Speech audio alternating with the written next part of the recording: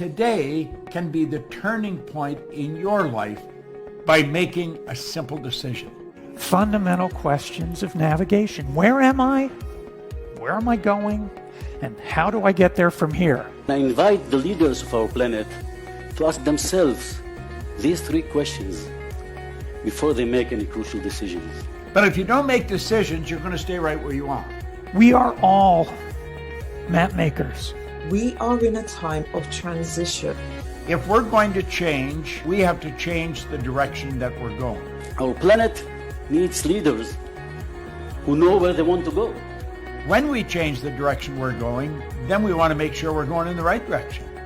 Leaders who can see the big picture.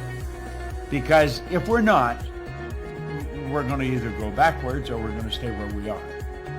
Recognizing the psychological and the spiritual shifts and changes that need to be made, often from the inside to the outside. To be able to shape your future, you have to be willing and able to change your paradigm. Complex journeys require navigation. The path to the truth is one such journey. This is your GPS. Hairstyling services provided by J.D. Edwards Salon and Spa, Palmdale Shopping Plaza, Madera Street. Accessories provided by Chevette Williamson Jewelry. Standout jewelry for standout women.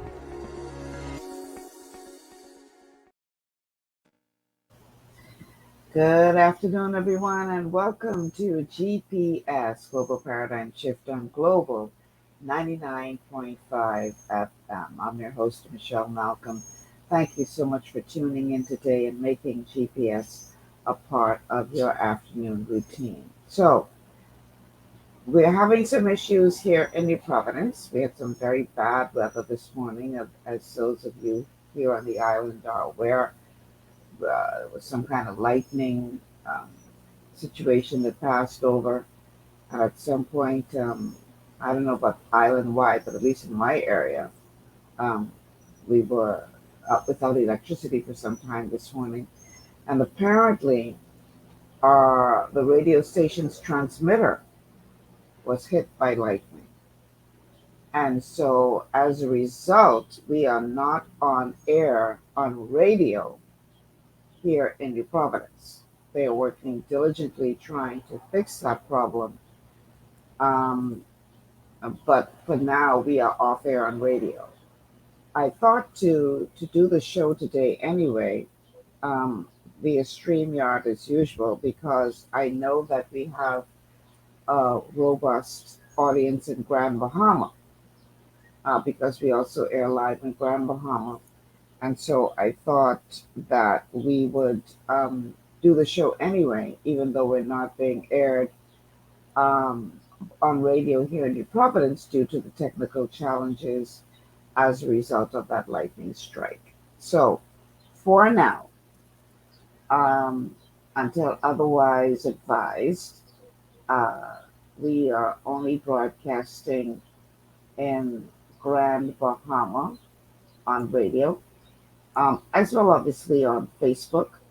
So we are streaming live on the official Michelle Malcolm page, as well as the official Global 99.5 FM page on Facebook. And we are also, I believe, on Cable Bahamas Channel 974. Not entirely sure about that, but I know for sure that radio is down here in New Providence. But in any event, the telephone numbers to call. I see my guest is here. Guest, I need you to turn your to mute your microphone, please. The telephone numbers to call are 3260271, 3260271. Oh, I'm being advised that we're not on cable 974 as a result of the lightning strike to our transmitter. So it's really just our Facebook, YouTube, and Grand Bahama audience today. So the numbers to call: 3260271, 3260271, 3260272, 3260272. The WhatsApp line is 801-0271, 0271. And again, we are down on radio here in New Providence due to an electric, what do you call it, a strike to our transmitter, a lightning strike. So we're not on radio. But definitely from Grand Bahama, you can continue to listen in and catch us either on Facebook, YouTube, um, or I believe also on the Global 99.5 FM app. Okay, so those are the ways that you can get into the show today. And I don't know, I can't guarantee whether or not they will be able to get the problem fixed for the Providence radio audience within the time frame of this show, but they are working on it diligently. So if you are on Facebook and you know anybody who normally listens to us by radio, please reach out and let them know that they have to tune in today through Facebook or YouTube. And that's how they can get it on the show today. Obviously, I am coming from home today as opposed to going into the studio. And so hopefully my internet connection will stay good and strong so that we'll be able to remain on air without any interruptions. Now, I saw my guest on a second ago, but he's freezing. His computer is freezing. So he dropped off and he sent me a note and said, "Still freezing, give me a sec." So he's working on trying to get online as well. Now, initially, I had planned for today's show for us to begin breaking down or examining the budget debate, the various contributions made by the various ministers of government and others with regard to the budget communication. But seeing that our radio audience is down in Providence, I said to my guest, who is coming from Grand Bahama, that we might as well zone in on Grand Bahama in this discussion on today's show. And let it be about the budget debate as it relates to Grand Bahama and how the island of Grand Bahama will be impacted by what is being outlined in the House of Assembly now during this budget debate. So that is what my guests and I are going to focus on instead of a broader conversation, which was the original plan. My guest today, once he gets back on, because he obviously is having some challenges with his device over there, is C. Alan Johnson. He and I are going to be talking about, like I said, we're going to be zoning in on Grand Bahama, the budget debate as it relates to Grand Bahama and the promises that are on tap for that island and what they will mean for us from a national perspective as far as our economy is concerned. So as we wait for him to come back online, what I will do is I will read a press release with regard to Minister Ginger Moxey's contribution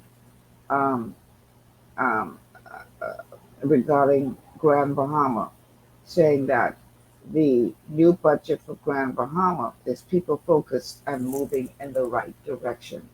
So I'm going to go through her press release, giving C. Allen some time to hopefully get back online as quickly as possible. So here goes. Minister for Grand Bahama, the Honorable Ginger Moxey, says the 2023-2024 budget for the island of Grand Bahama is a step in the right direction, and it remains people-focused to bring relief to our people who are in need and to develop programs and initiatives that empower our people in collaboration with local and international organizations to enhance the quality of life for our people and improve communities. During her presentation in the House of Assembly on Monday, June 19, 2023, during the budget debate, Minister Moxey pointed out that the budget of over $17 million for the Ministry for Grand Bahama represents the highest proposed budget for that ministry since its establishment in 2021. I want y'all to remember these figures, 17 million. She noted that it represents a level of commitment by the government to the people of Grand Bahama. The supplemental budget made some variations for an estimated spend of 19 million attributed to the Beautiful Grand Bahama program, explained Minister Moxie. The 2022-2023 proposed budget presented a year ago was over 13 million, and this increase is primarily attributed to the special Bahama participants of 4.7 million. Let me make sure I read that right. To the special employment program, that included the beautiful Grand Bahama participants at $4.7 million, and increased utilities and overall supplies that have been consolidated with the Ministry for Grand Bahama as the distributing ministry. The capital budget, however, has decreased from 1.8 million to $500,000. So, quoting the minister, so I will be relying on the member from Port Charlotte because we have some work to do for Grand Bahama Island, and we're going to need some of that capital expenditure. End quote. The Grand Bahama minister explained that some 700,000 of the funds for COLAB for the 2023 budget has been reassigned to the Special Employment Project, considering that most of the COLAB budget was utilized by the Beautiful Grand Bahama program. She said that there has been a slight increase in marketing and promotions as the ministry made good on its promise to deliver on its mandate to promote Grand Bahama as a tourism and industrial center. I see where C. Allen is back. C. Allen, welcome to GPS. Oh man, he dropped out again. He's clearly having some issues with his connectivity. So I'll continue to read from the press release that has been issued. Let's see where I stopped. She thanked her team, talking about Minister Ginger Moxie. She thanked her team of employees within the ministry for Grand Bahama for all of their hard work and dedication in helping to bring about all of the achievements and success and helping to empower more Grand Bahamians. She said, the ministry has been working expeditiously to fix Grand Bahama, though through collaboration with various agencies and corporations in Grand Bahama, one project at a time. Quoting the minister again, we've established COLAB partnerships for development, and many corporate partners are coming on board to support, like Doctors Hospital, Lynx, Delta Sigma, Grand Bahama Port Authority, and Hutchinson, she said. We've worked feverishly to push the Evidence Amendment Act to bring closure to families of victims of Hurricane Dorian, and we are creating touristic experience and opportunities to empower our people. Let's see if we can get Seattle in another stream one more time. All right, Seattle, I got to pray in the spirit. Ask the Lord. I think you have to just bear with me. What happens is, well, I'm a little bit into AI, right? So there's something called a GPU. I got some new GPUs that I put in the, I put it in the computer, and I am still a security person, and my computer somehow insisted that this new connections now to my computer, which is new processing power connected to an AI server, and my computer panicked and started locking down everything to make sure I wasn't being hacked. AIA is intelligent. So as you here I think. am on my phone.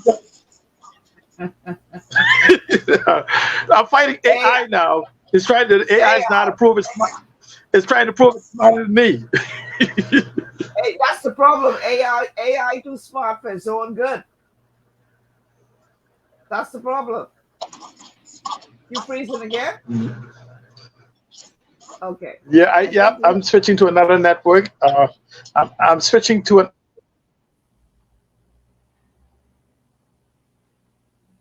Okay, Seattle is clearly having issues. So let's give him time to work his issues out because once again, he's freezing. So I wouldn't be surprised if he drops off again. But let me take him out of the stream until he sorts his situation out. Okay, so hopefully he will, his AI or whatever will allow him to participate in the conversation. See, too smart. AI too smart. Okay. Let's get back to this press release from Minister Moxie. Where did we stop? Okay, here we are. It says, and quoting the minister, it's like Seattle's back, is it? Are you back, Seattle? Or are you still frozen? I think I'm back. Okay. All right, you're back for now. So while we were waiting for you to sort your situation out, Yes. I've been reading from this press release. It's issued. No matter if I by- look left and right, I'm still working on 3 different. No worries. No worries. I've been reading this press release that was issued by Ginger Moxie with regard to the budget debate and her contribution about what is happening for Grand Bahama in this new budget. And I'm assuming that you had an opportunity to read through this. So what are your thoughts on what the minister had to say with regard to all of these wonderful things on the horizon for Grand Bahama? Well, one of the things that is always good, right? That many of the things that she's promised has been said before directly to her or by the other minister. I've noticed that most of the promises she has made is heavily dependent upon the Minister of Investments and Minister of Tourism to fulfill. But the tech hub, we've heard it before from the Minister of Tourism. We've heard the 350 announcement of the tech hub coming before. We've heard governments over and over again talk about this digital Grand Bahama that is going to happen. But to date, we have not seen any action, we say movement on the ground in regards to developing an ecosystem that requires support. And so I'm not overly excited or even somewhat even enthused concerning the minister's contribution because it was heavy on possibility. It's on possibilities and very limited on the hows, what it is that's going to be done. The fact that it also leaned heavily on what's already been announced. And if you notice that it's like you talk about the $500 million investments, right? And I find this somewhat curious, because first of all, in context, I want people to understand in context the debate going on with the Bahamian government and the Grand Bahama Port Authority. And it's the $500 million investment, what a lot of people may not realize, that is, I think, 20% owned by the Grand Bahama, by the same port families that run the Grand Bahama Port Authority. Are you hearing me? Yeah. Yes, we are. I'm simply saying it's owned by, there are $500 million investments in the authority, the owners that the government somehow seems to be having an issue with. But we've heard that announcement before since Hurricane Dorian, because essentially that's a doing the Dorian hurricane. If you remember, before the hurricane, there was a boating accident where the cruise ship fell and damaged the dock. It damaged one of those docks, and then some more. Is that this more? Hold on, it's a repair. Just Michelle, can you maybe go to a commercial? Give me 1 minute.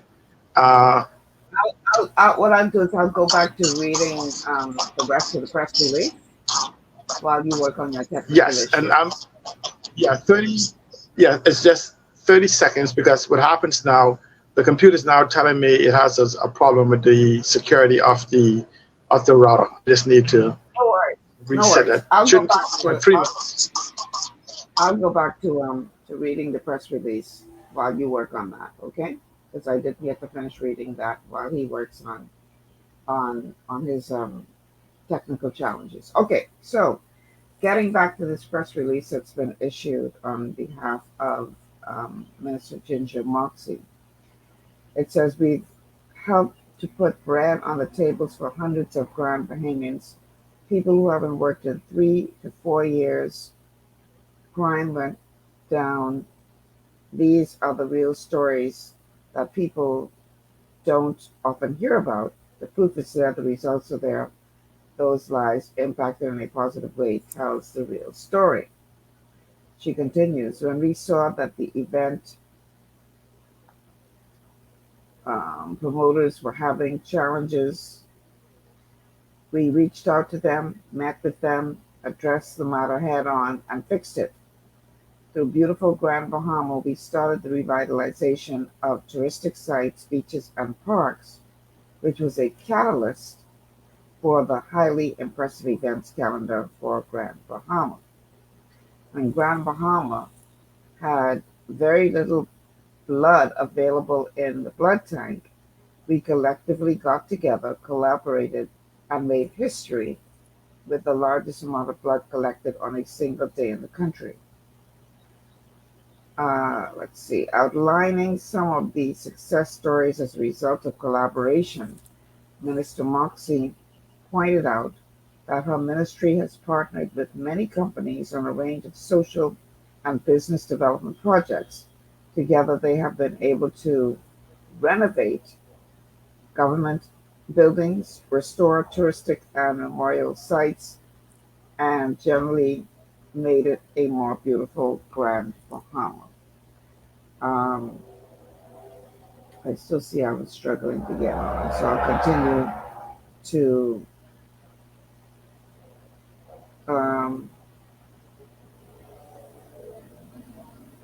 I'll continue to read from this press release. Okay, see, Alan is up. All right, let's get him on. Okay, you good now? Yes, I disabled security until I finish. I told security it's only me. It's not the government. Oh boy, yeah. AI is smart as you don't think, but anyhow, maybe too smart. All right, so you were saying that all of what you heard before, and you weren't really that moved. Yes, I mean you're talking about a blood drive, and my fraternity and others participated in that blood drive.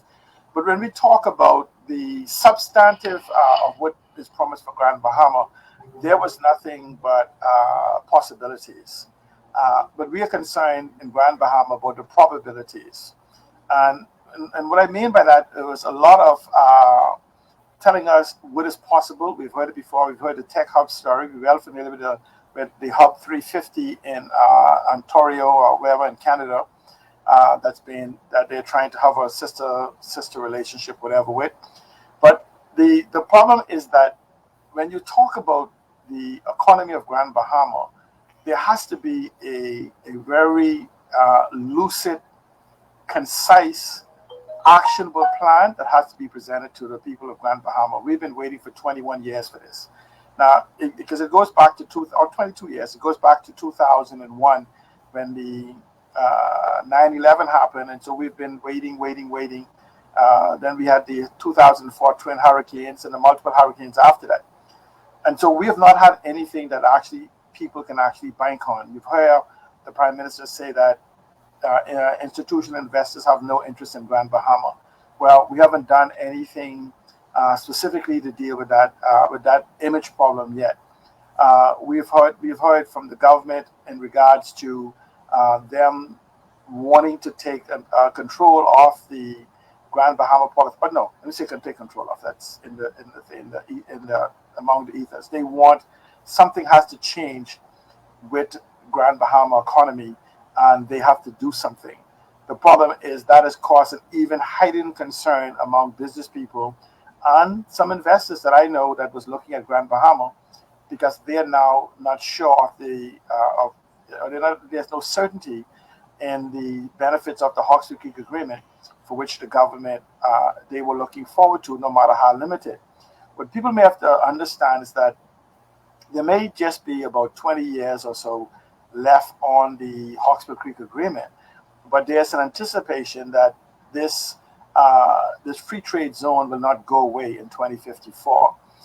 The benefits and certain things that is built will remain, because nobody's going to come in here and build a 40-year building, build a 40-year plan, build these different things and say in 20 years, this is the dynamics that's going to change. So this fight between government, or disagreement or misunderstanding between government and the Grand Bahama Port Authority, has to come to a head yesterday, not today, yesterday. Mm-hmm. So the promises made about the hotel being sold, the airport being built, we've heard that over and over again. We've heard the airport now for almost 6-7 months from the time the announcement is made that a deal has been met. There's supposed to be some designs on the table. The individuals on Grand Bahama doesn't know here, there, or nay.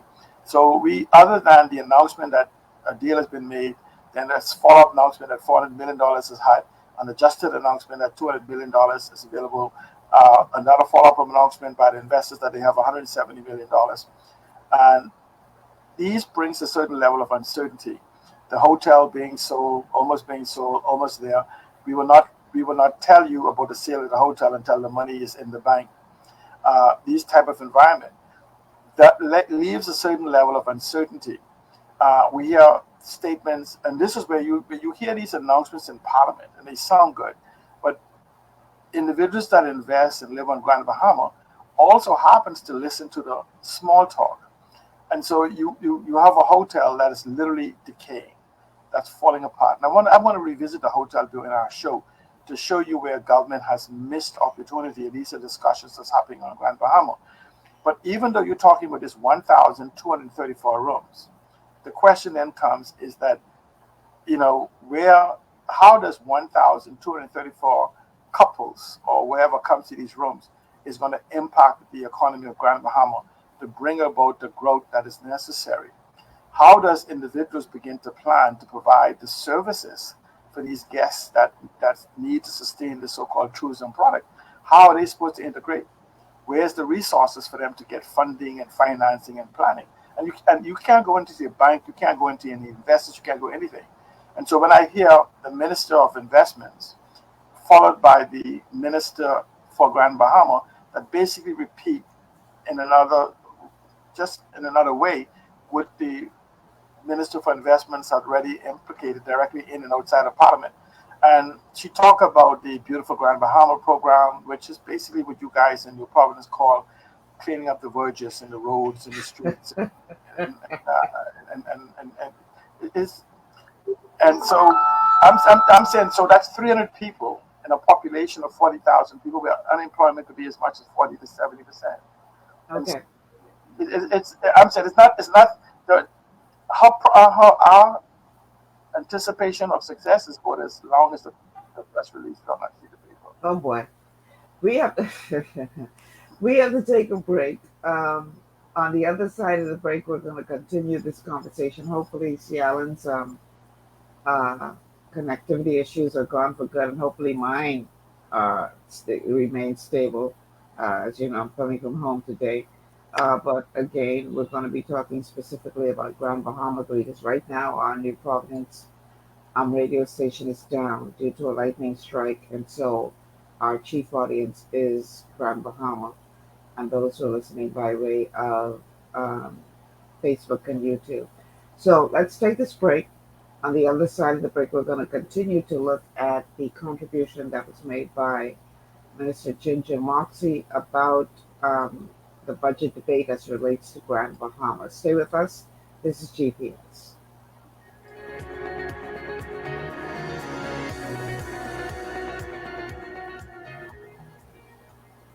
Global Paradigm Shift will return after this. Understanding your microbiome, also known as your gut ecosystem, can change everything you thought you knew about nutrition, digestion, immunity, and metabolism. Keeping your gut ecosystem healthy and balanced is essential.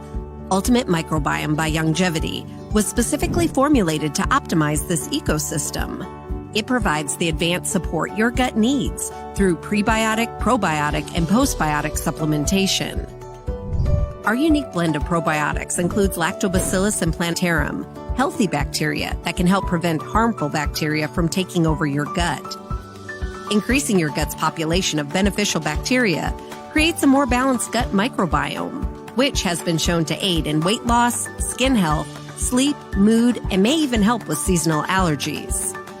Ultimate Microbiome also promotes the production of postbiotics. Postbiotics are key to help regulate your gastrointestinal health. To enhance digestion, Digizyme Multi-Enzyme Complex, a blend of 5 specific enzymes, has been added to Ultimate Microbiome. It can help break down food so your body can better absorb nutrients. Plus, we've added our proprietary I-26 Hyperimmune Egg Powder to aid in the elimination of disease-causing gut bacteria and help your body balance its immune response.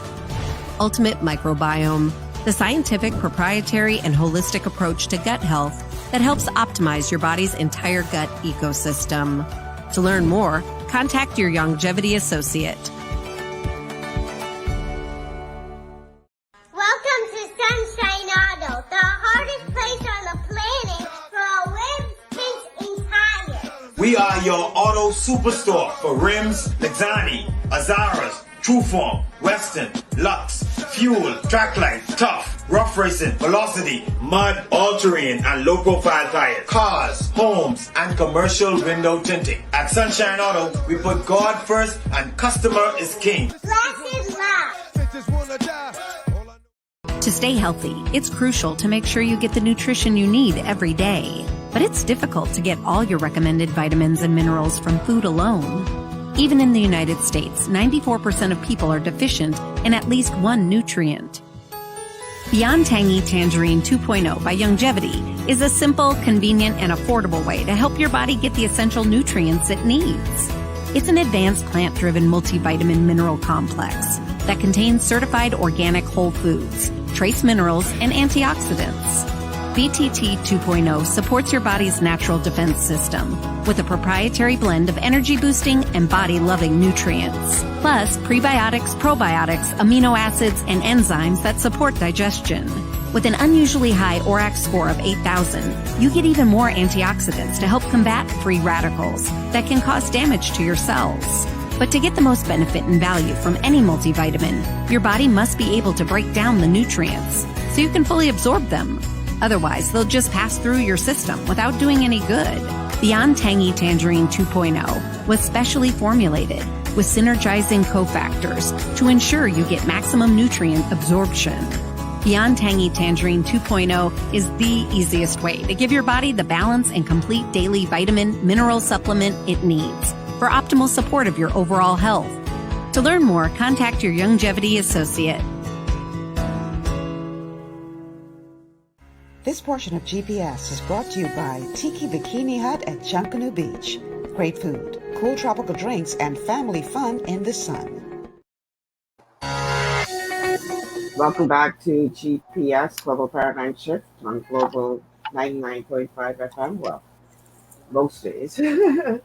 Today we're having a bit of a challenge here in New Providence because our transmitter was hit by lightning and we are off air on radio here in New Providence, but we are airing in Grand Bahama, so our Grand Bahama audience is most welcome, as always, to be a part of the show. You can still catch us on Facebook on the official Michelle Malcolm and Global 99.5 FM Facebook pages, also on our YouTube channels. The telephone numbers to call in case you want to call in are 3260271, 3260271, 3260272, 3260272 and WhatsApp line for calls and messages is 8010271. 8010271. You can catch us on the Global 99.5 FM app. We are streaming live on Facebook and on YouTube, but we're not on radio here in New Providence due to the technical challenges as a result of that lightning strike.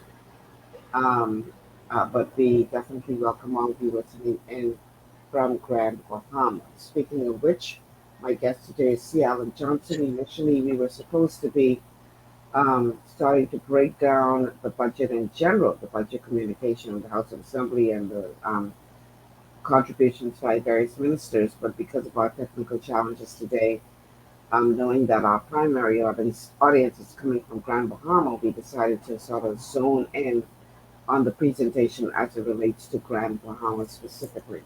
So prior to C. Alan being able to join us due to his technical challenges, I had started to read from the press release that was issued by Minister Ginger Moxie with regard to the budget for Grand Bahama.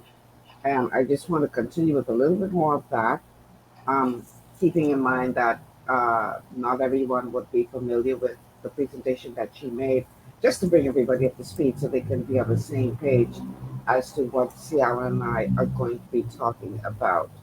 So, in her, let's see, where did I stop? Outlining some of the success stories as a result of the collaboration. I think we covered that. Yes. So, here's where I stopped. I will go ahead and pick up there, and then we'll bring Ciara back in on the conversation.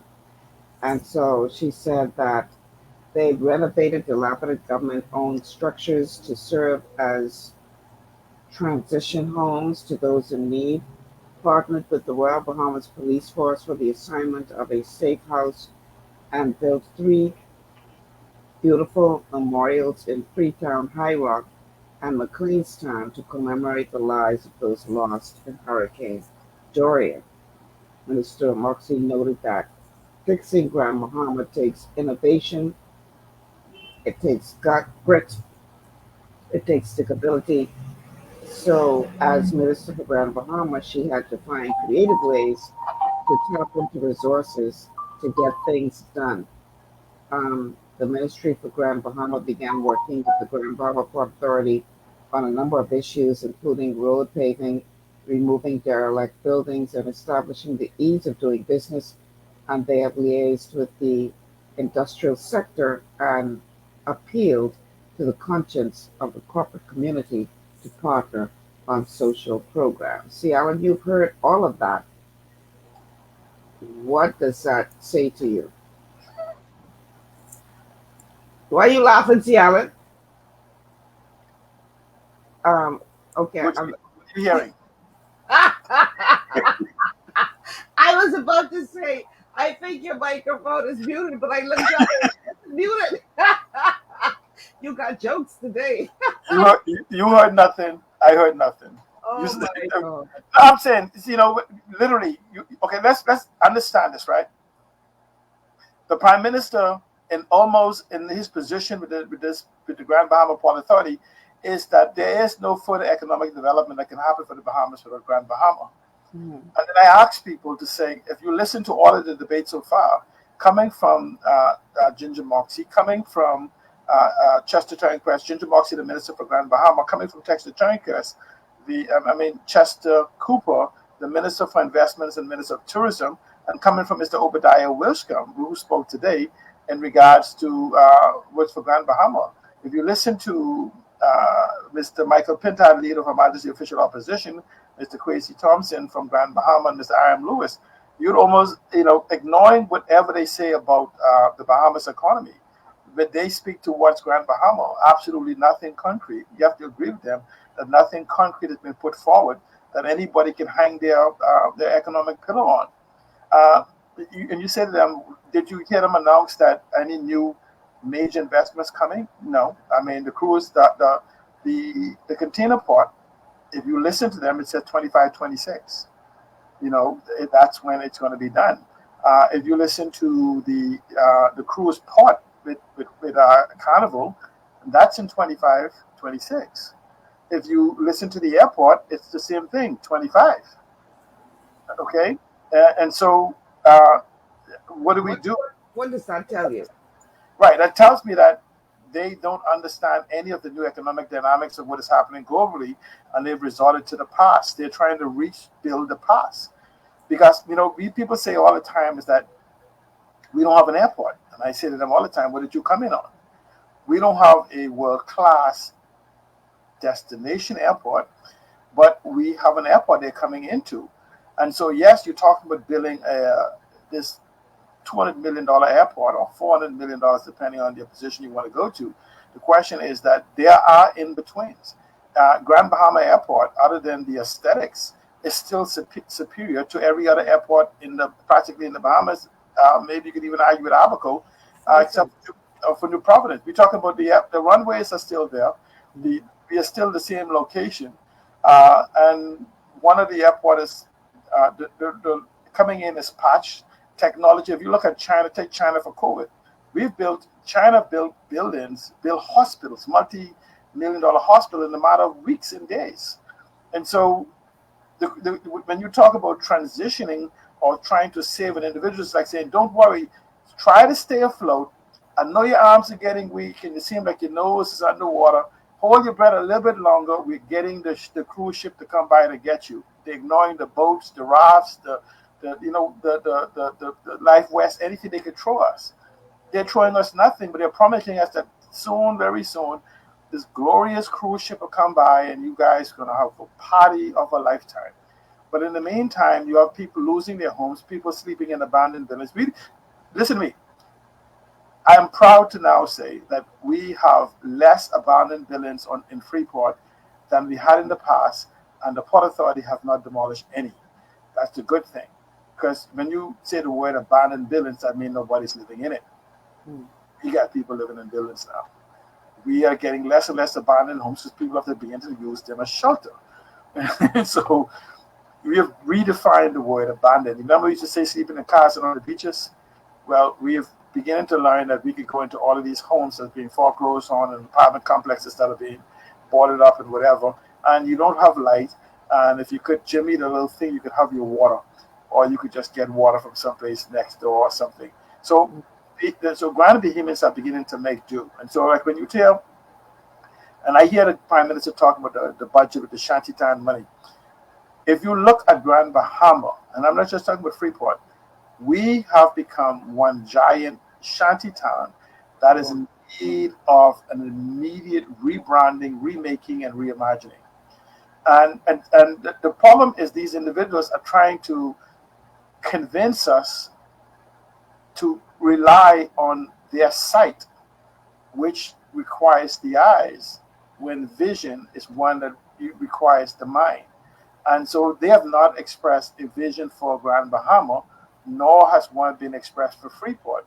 The Grand Bahama Port Authority itself have not expressed a vision for Freeport. They have been doing nothing for the last 2 decades, exactly what the governments have been doing, making announcement and pronouncement with no structure. They have a plan in the front of them called the Reef.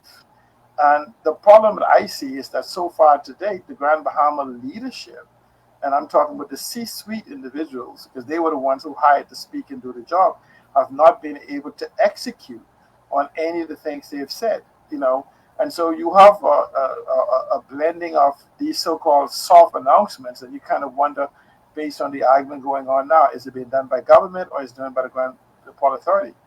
Now, we've heard Rupert Haywood, one of the principals in the ownership of the Grand Bahama Port Authority, made some announcements concerning the blue economy, and it aligns with the government's agenda of the so-called blue economy, blue carbon ocean economy. And it also aligns with this Reef report that has been made by the Grand Bahama Port Authority during the COVID era.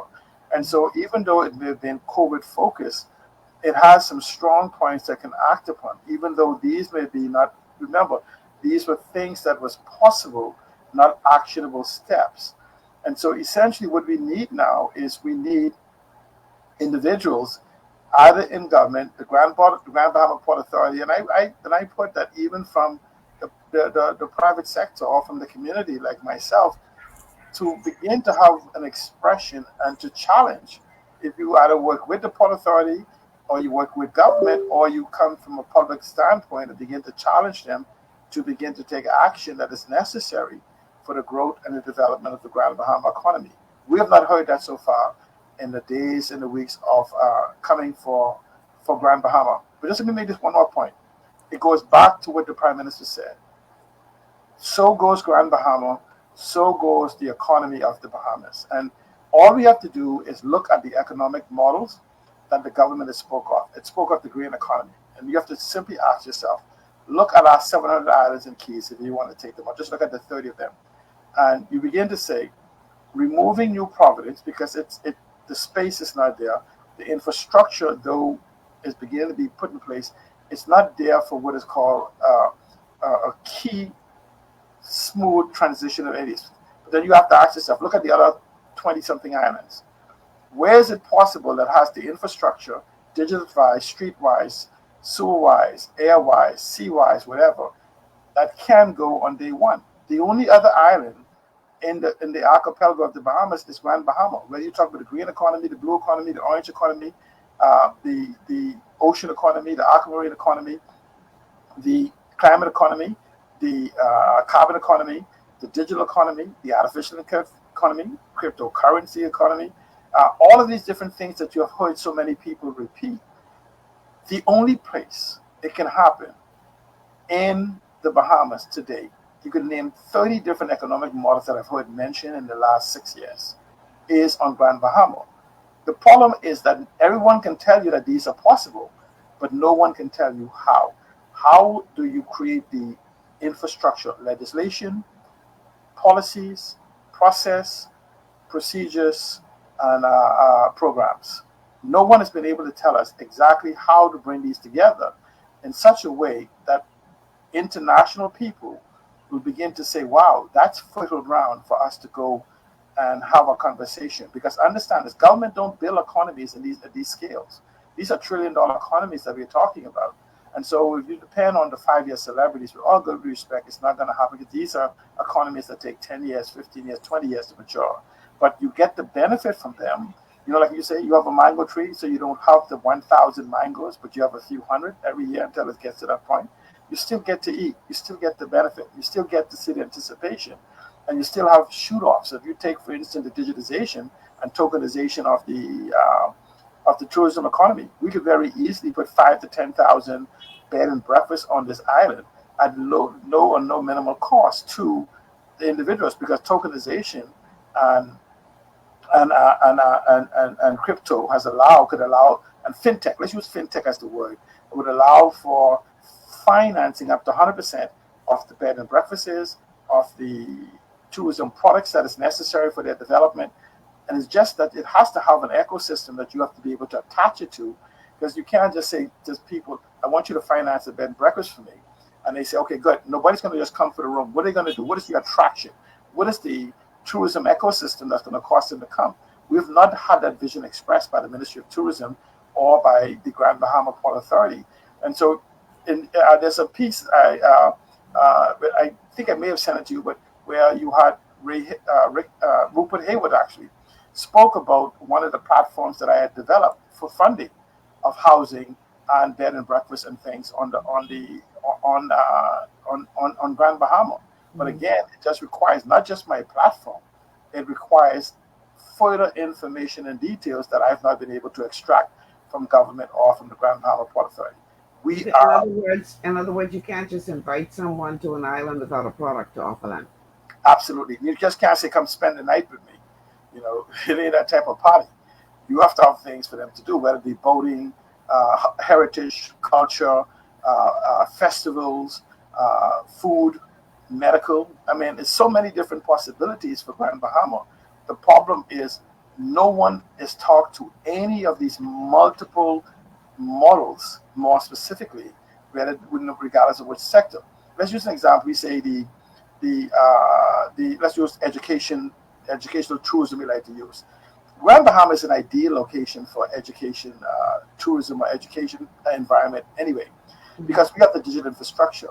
You have tens of thousands of individuals around the world that want to attend university in the United States that cannot get a visa to go into the United States, but they could get a visa to come to the Bahamas because we have different requirements.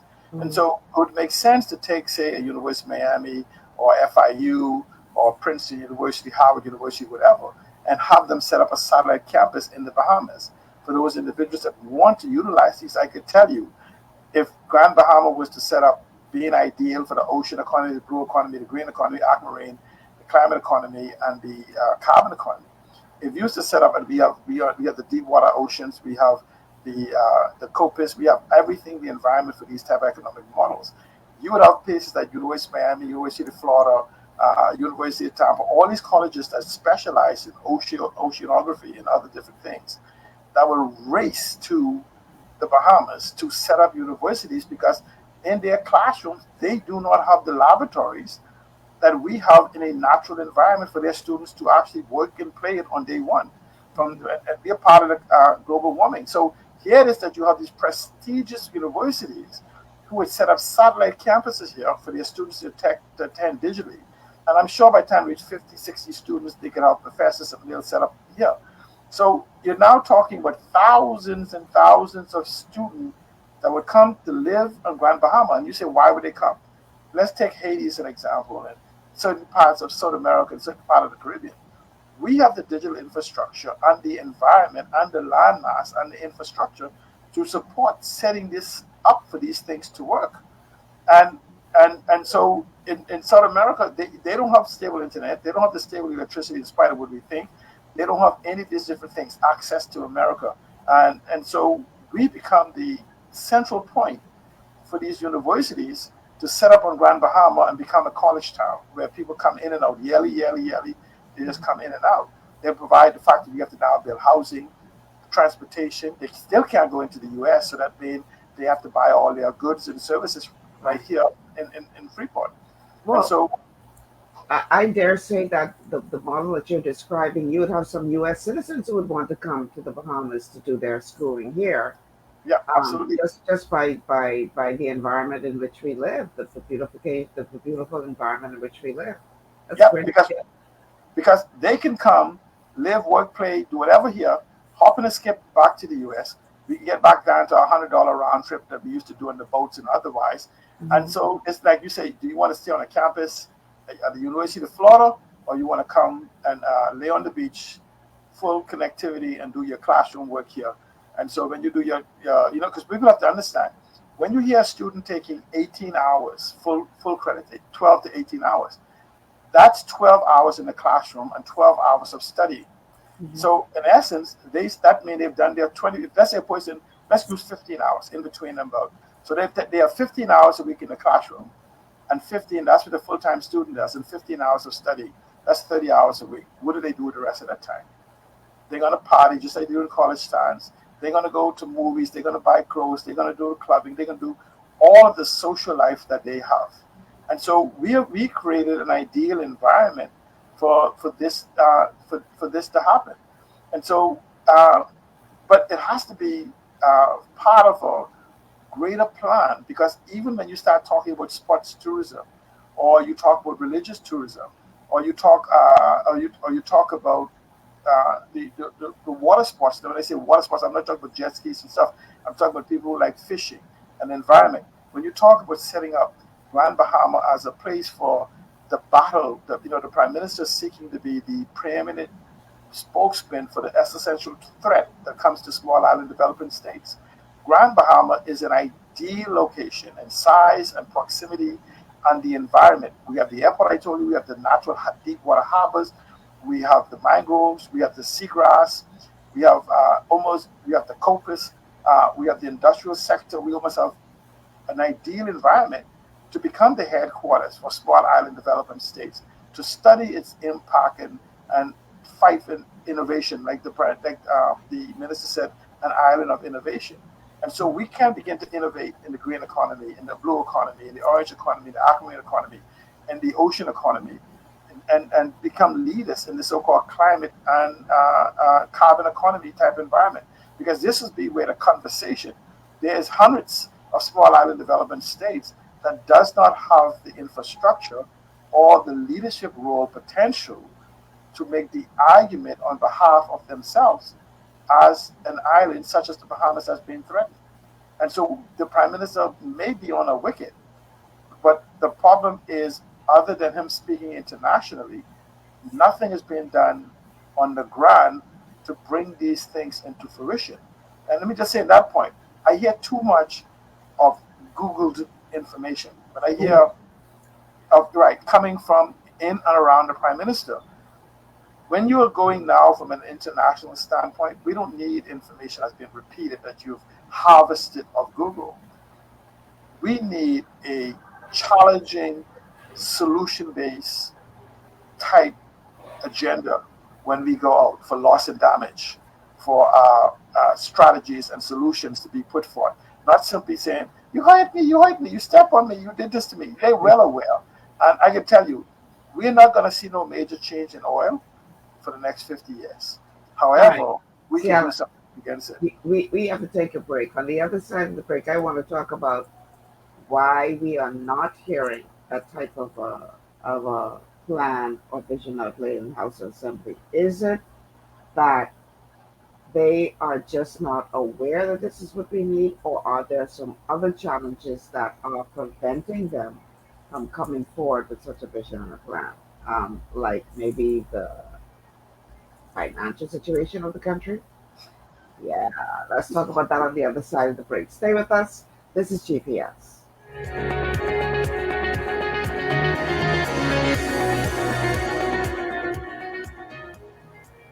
Global paradigm shift will return after this. Your body's immune system is under constant pressure from things like stress, lack of exercise, and toxins in the environment. It's crucial to be proactive and support your immune system with the nutrients it needs to function effectively. But it's often hard to get these nutrients from food alone. Introducing fast-acting Zinc Plus Immune Support by Longevity. Unlike zinc-only supplements, Zinc Plus Immune Support builds on the proven power of zinc and adds complementary nutrients to give your immune system extra support. Vitamin D helps balance the effects of zinc, while our proprietary blend of natural fruit and root extracts provides the extra help your immune system needs to work against daily stressors. And we've included Longevity's exclusive plant-derived minerals to give your body the minerals it needs, but can't get from food alone. And because Zinc Plus Immune Support is delivered in a great-tasting, sugar-free, berry-flavored lozenge, it encourages quicker absorption of all these nutrients into your body. Zinc Plus Immune Support. Zinc plus the extra support your body needs to promote a healthy immune system. To learn more, contact your Longevity associate. Welcome to Sunshine Auto, the hardest place on the planet for a rim fence and tires. We are your auto superstore for rims, Lexani, Azaras, Trueform, Western, Lux, Fuel, Tracklife, Tough, Rough Racing, Velocity, Mud, All-Terrain, and low-profile tires. Cars, homes, and commercial window tinting. At Sunshine Auto, we put God first and customer is king. Blessed love. It's gotten harder and harder to get your daily requirement of vital nutrients from food alone. Without additional vitamin and nutrient support, your health and well-being can suffer drastically.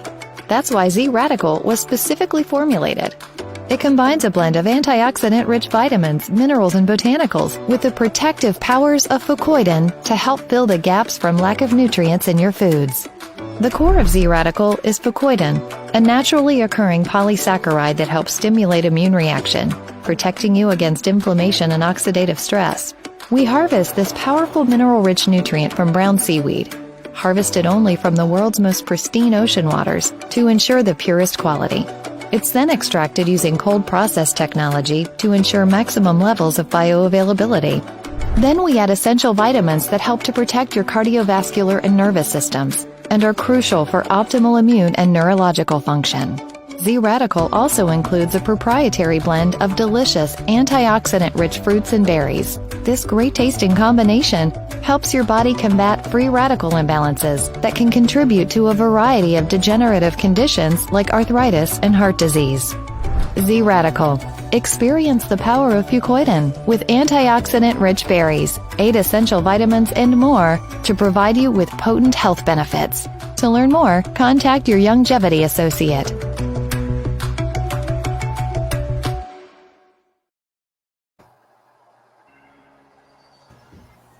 Welcome back to GPS, Global Paradigm Shift on Global 99.5 FM. Michelle Malcolm here, coming to you live from home today.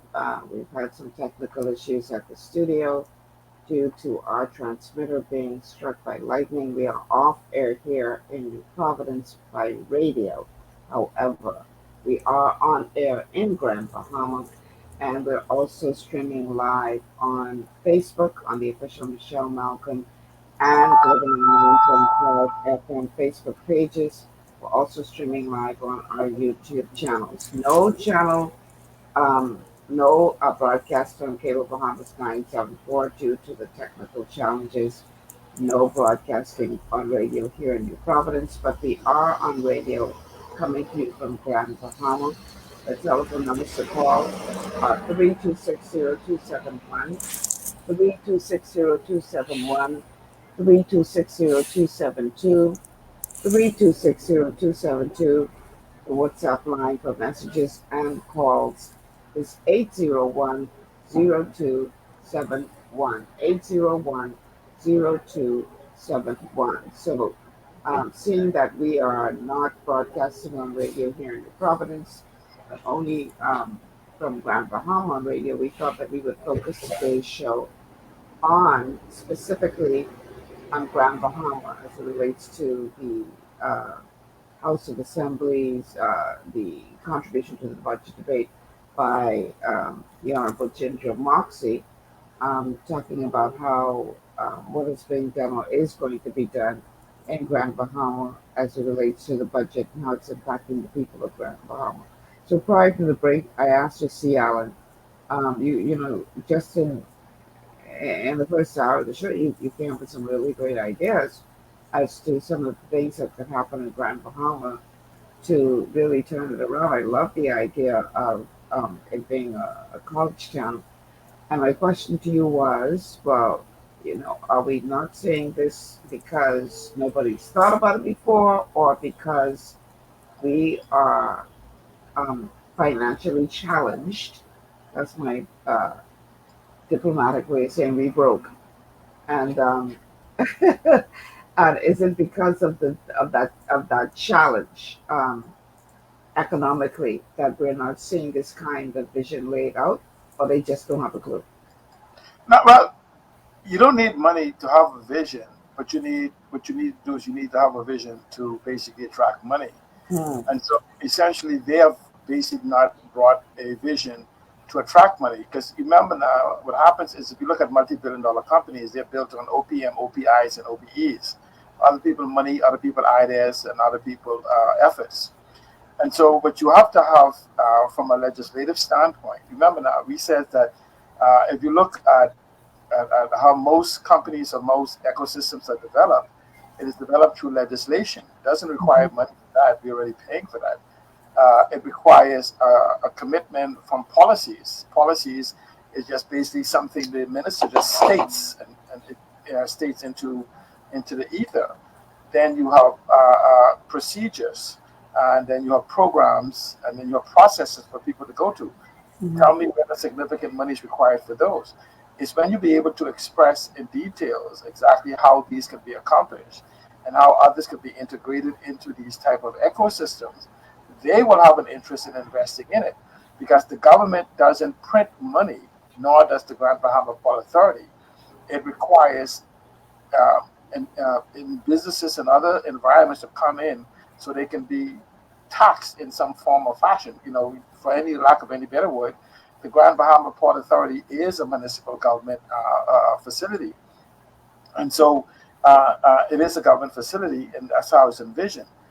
The Grand Bahama Port Authority is the 5th free trade agreement in the world. I've heard people say the 2nd and the 1st and all of these different things. It was the 5th one in the world, but however, it was such an elaborate document, it became the gold standard for all the hundreds if not thousands of other free trade existence today.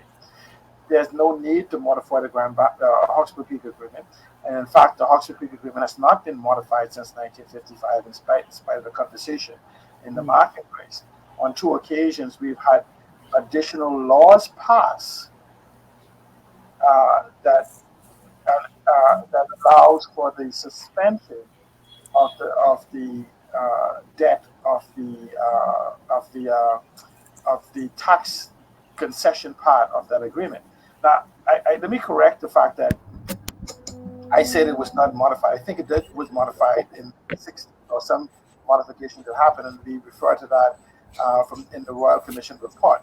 But I'm talking about in the essence and strength of what it is. It has not been modified, and so, but it's still a pure agreement. And the Hawkesbury Creek Agreement is a living agreement. In essence, we're supposed to have taken the agreement and adjust it for the periods that is coming.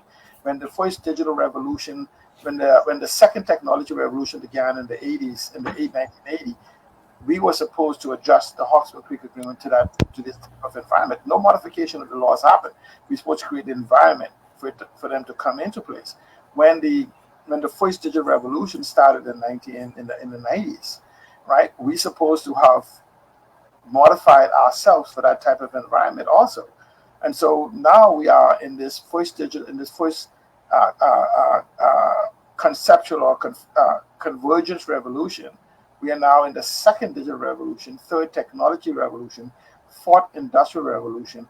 We are now also in the fifth social revolution. And for many of us who have these type of conversation, we may be in the sixth extinction in the revolution, where we're going to make ourselves extinct, whether it be by AI or by global warming and climate change. And so, but the point of that is that we have never had so many different revolutions or evolutions align at the same time. And if you look at the Hawkesbury Creek Agreement, there needs to be no modification of the Hawkesbury Creek Agreement to begin to take advantage of the first convergence revolution, second digital revolution, third technology revolution, fourth industrial revolution, fifth social revolution, and now we could actually maybe stop the sixth extinction revolution by basic of what we discover here in innovation. And so this is the most ideal place on earth to be right now, and I challenge anybody anywhere else in the world.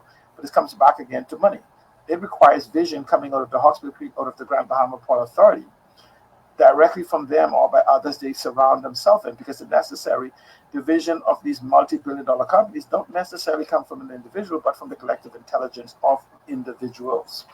And so the same thing when we start talking about the governments. The problem is that governments have limited themselves to the family, friends, lovers, and supporters and foreigners regime. If you listen to government all the time, it says we will be accepting consultation from people from this place and that place who have never been to the Bahamas. Many of them have never probably heard of the Bahamas until a check reached. And now they will come to the Bahamas and ask us for summaries of opinions of what is possible. And then I give them a summary as opposed to exactly an executable plan, because it's in my head. And they write it down on paper. They get a few $1 million, and government will come back and says, and here we have the executive report. And here we have the study that was done by McKinsey Group, and here whatever else. And it's just an opinion piece, not a blueprint or anything that's happened and done. So we do have the millions of dollars to pay the foreigners to give us an opinion of how stupid we are, and realizing the capabilities that we have within ourselves. But we don't have the money to invest in ourselves, to believe in ourselves that we can achieve this. I mean, we have literally tens of thousands of behemoths parked offshore, going all the way back to when I went off to school in the 70s, the late 70s. They're not moved out. You know, if you even look at the United States gives you statistics of those individuals that has transitioned from being Bahamians into becoming Americans. These are still Bahamians holding on to their Bahamian identity. So we can consider them parked, waiting for the opportunity to come back home. We have just not created the environment for them to come back to. And I'm saying you will never, ever, we are almost, and I say, when we say the sixth extinction, I am talking about this. We may be facing the first Bohemian extinction, because if we don't get it right now, the world will never be the same. With artificial intelligence, aggregation of data, and the way things is going to be changing, we are already almost 2 decades behind. So we have to build the future. We can't even build the present. We must now build the future. And at best, we may have until the next administration comes in. And I'm not talking about the next administration in F&M or whatever. I'm saying the next time we have a poll in 2025, we would have reached a point, I hate to reference it as a macrovia, like we say, those individuals in the sub, we would have run over there. I want to read. It then becomes do or die for us at that particular time. I want to read another excerpt from this press release that the minister has put out in response to what you just said, particularly as it relates to the relationship with the international community. The press release reads, and they're quoting her here, "We connected with the international community on partnerships for development, and we connected stakeholders to resolve issues for school and economic development," said Minister Moxie. "We took advantage of every opportunity to promote Grand Bahama Island as an ideal place for investment, and we have had some big wins, making significant progress, creating the framework to catapult Grand Bahama as the grand island that is, and letting Grand Bahama, oh, wait, hold on, let me read that again. We have had some big wins, making significant progress, creating the framework to catapult Grand Bahama as the grand island that it is, and letting Grand Bahamians know that it's time to return home." How do you respond to that? I'm waiting for the message. She's saying that what they done, going to do whatever, because the message has not been to them. The question is just right. You say to me, you're living in a car and you're homeless with no jobs, and you're saying, please come home. The opportunity is here for you to join me. Are you serious? The individuals we sent off to school they've learned the environment where they live in, and they recognize the ecosystems that's required for them to thrive and for others to thrive. When we talk about education, right? Something for someone, technology now, education has moved to technology. Something as simple as creating an adaptive learning system that incorporates, say, persuasive, inclusive, and collaborative technology that can be enhanced by HI can address the educational skills gaps we're experiencing in the Bahamas. It sounds complicated, but all I said was that we have an adaptive learning system that adjusts to the individual, not to the school, to each individual's in their own learning environment, and incorporates persuasive, inclusive, and collaborative learning enhanced by AI, which allow you to see the seen and unseen, to address the education and skills gap. So the education gap is for those 50% of individuals that have yet to return to school if you don't know where they are, okay? And for those 75% of the individuals in the Bahamas who have certain skills that are lacking the necessary skills to transition into this new digital immersive reality to where the world is now moving to. And the question is, where is the strategies from the Ministry of Education or from the junior minister who's responsible for skills gap? Where is Mr. Keith Bell with the so-called solution-based environment? In fact, I would challenge, where is the official opposition in challenging government to move towards these type of environments? Because remember, the official opposition is government in waiting, should not be just a group of people waiting to be government. And so they have to be able to begin to present plans to let them know that we understand the global economic environment that we live in, and their agitation and admonition for change could cause the public to become more educated to begin to force government to do some things even if they don't understand what they are, because the demand will come from us. And then when the new government come in, the soft work, the grunt work would have been done that was necessary to move ahead. Because you can convince the people, which Mr. Pintock can do, by in his leadership position, because we don't expect him to run government by himself, by surrounding himself with individuals or even a individual that understands the capability of what is necessary to grow the Bahamian economy. So I'm simply asking is that we, the Bahamian people, though, also have to begin to have a conversation with ourselves as to what is it that we want. Because clearly, by demonstrated by their action or even their inaction, our leadership lacks the ability to express the needed mindset to take us into a 21st immersive global environment.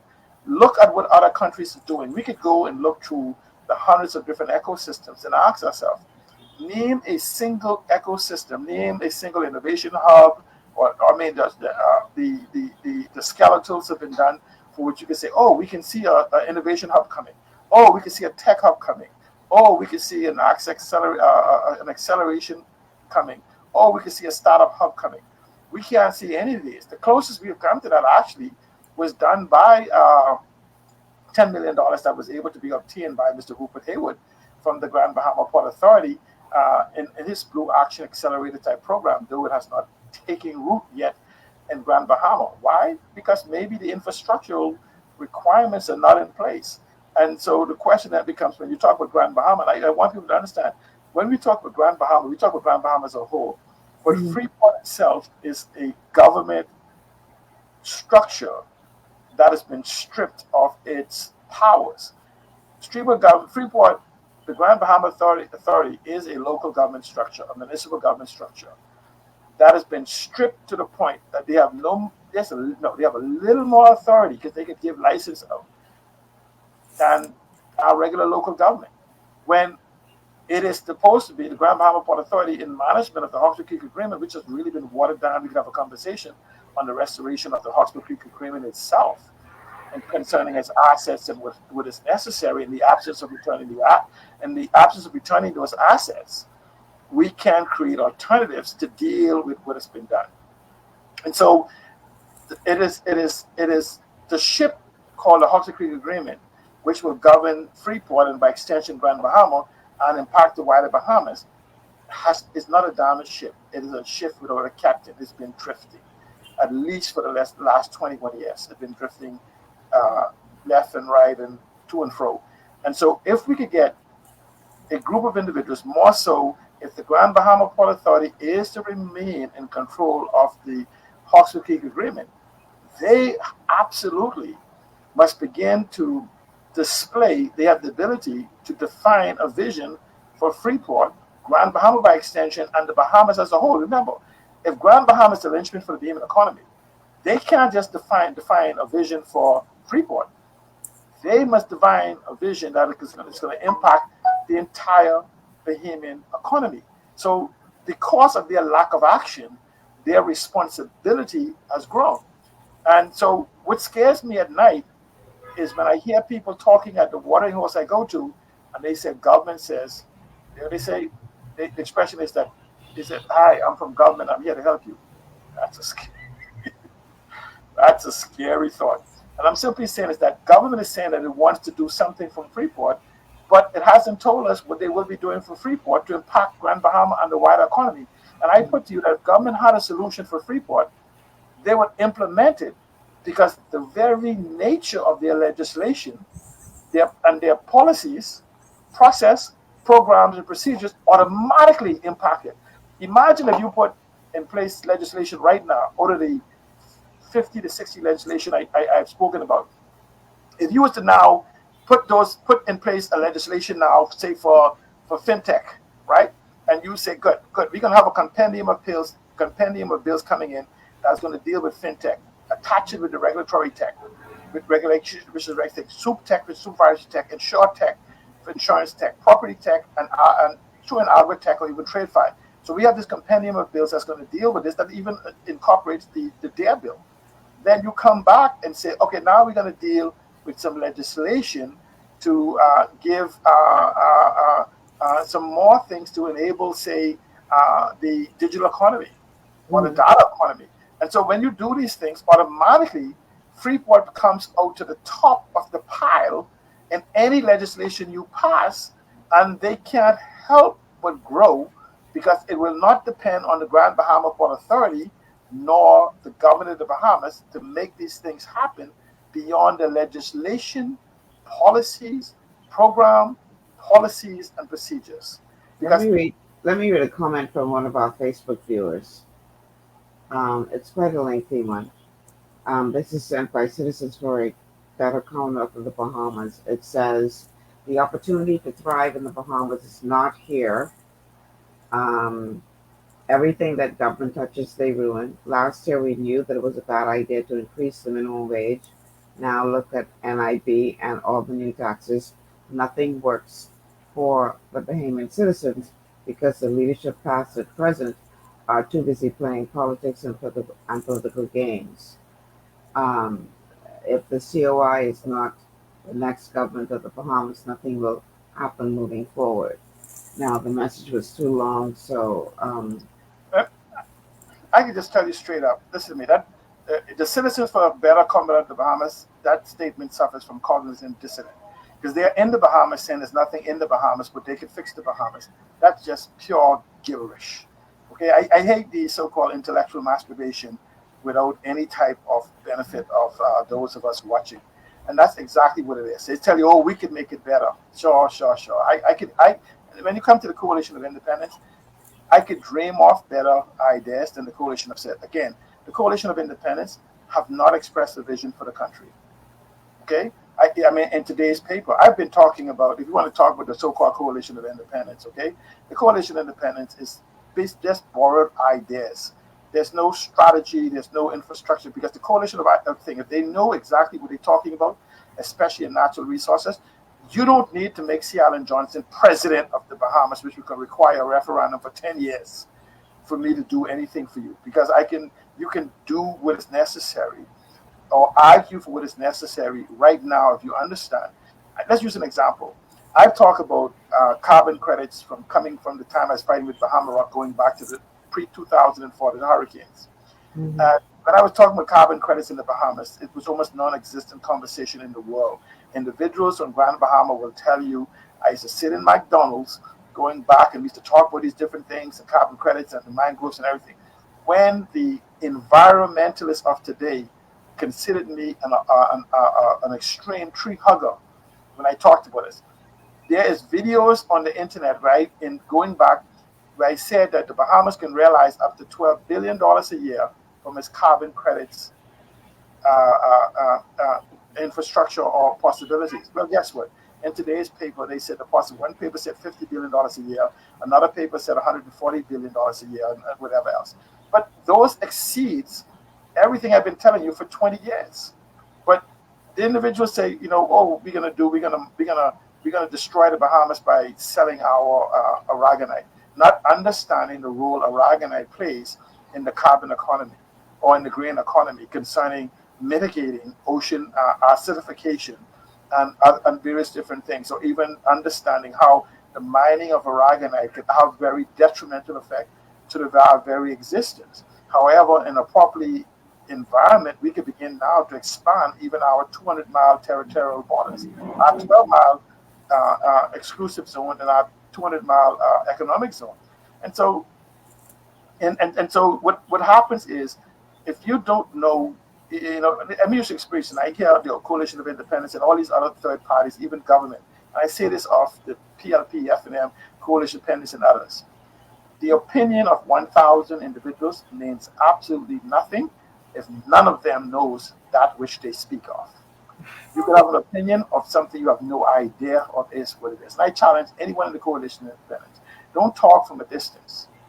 In the same way I'm sitting here with you, I'm available for that type of discussion as to how we want to build it. And that's with the DNA, that's with the Coalition of Independence, that's the FNM and the PLP. I have my philosophical belief, for which my philosophical beliefs belong to, believe it or not, to the Progressive Liberal Party. I don't know anyone in the Progressive Liberal Party, maybe besides Alfred Says, who can repeat it, that actually practices the philosophy for which I was voted into. And for those you PLPs out there listening, if you want to know who I am, you need to find out who Allen Johnson is, the person that supported the other Johnson on Keta Island way before his time. Because when I was born in 1963, my father was almost as old as the PLP is today. So don't come for me unless you want a lesson in who I am. I'm the Knowles from Long Island. I know exactly how Taylor and Cartwright and the rest of them came about. I know the history of the PLP, not by no second hand, not by nobody telling me. I know it personally because I was there with my father. First, as hanging with him, and then when he dropped me off to my mom, and then from that time forward, I could remember everything. Now, you know, see, Alan, when it comes to the COI, them's fighting words for their supporters, you know. Tell them, I'm waiting for the fight. I'm saying that, see, what happens is the Coalition of Independence has become an elaborate distraction. Okay? So Citizens for a Better Commonwealth say the difference between C. Alan Johnson and the COI is that Lincoln Bain and Maria Daxon have gotten locked up to protect Bahamian citizens. Action speaks louder than words. Like you say, a fool will do whatever is necessary to get attention. And I'm saying to you, the action of words is, let me say this, take me to your leader. Oh, Lord. Apparently, I must be from another world. See, I'm simply saying this. See, the fanatics, right?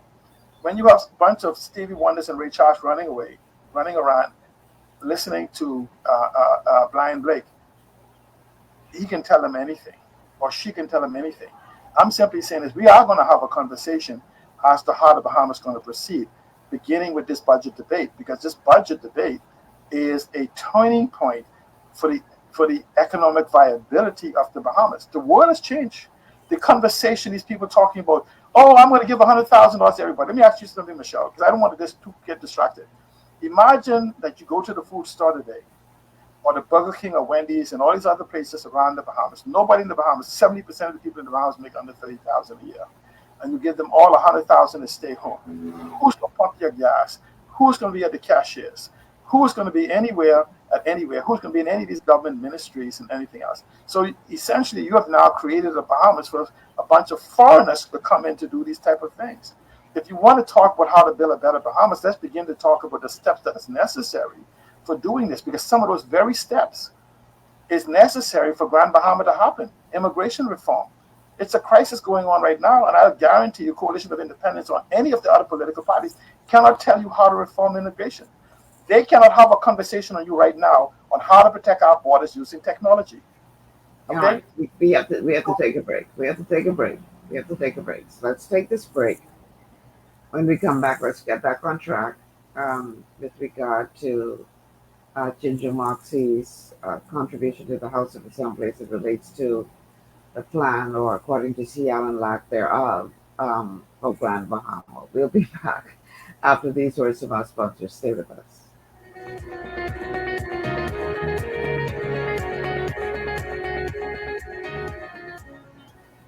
Global Paradigm Shift will return after this. At Lee Air, safety is our #1 priority.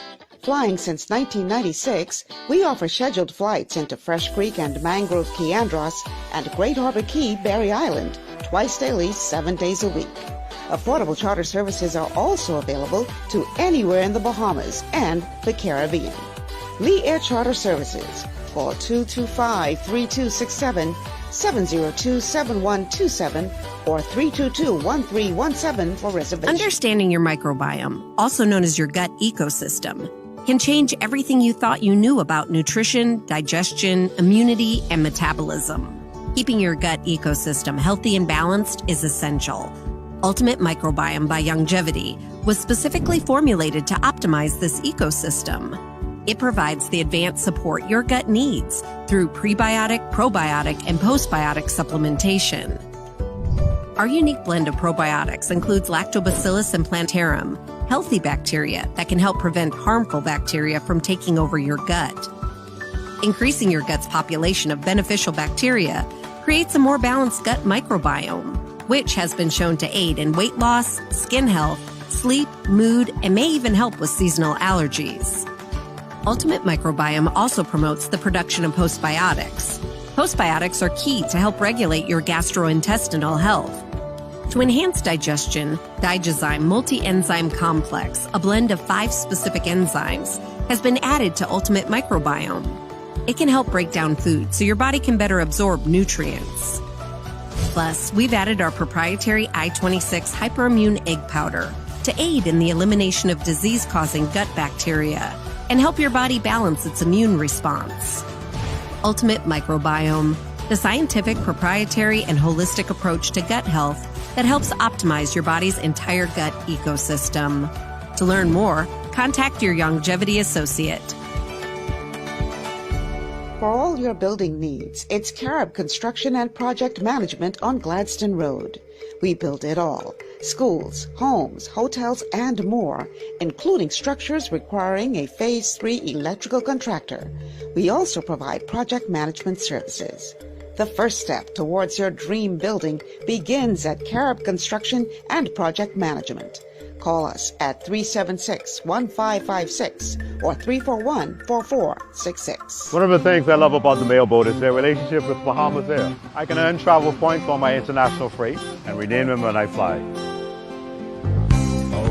For me, online shopping is easy with Mailboat's U.S. addresses and regular freight delivery to Nassau. Plus, I can always prepay customs and freight, and they always notify me when my package arrives. Yeah, a lot of people think the Mailboat is just for shipping, but they also offer a safe and secure storage facility at affordable rates, all in a central, convenient location. We also offer passenger service into Freeport multiple times per week with a seating capacity of over 450 persons. With family movies on large screens, one hot meal included, and on-board lounge for snacks and soft drinks. We're the Mailboat. We're bridging people, products, and places.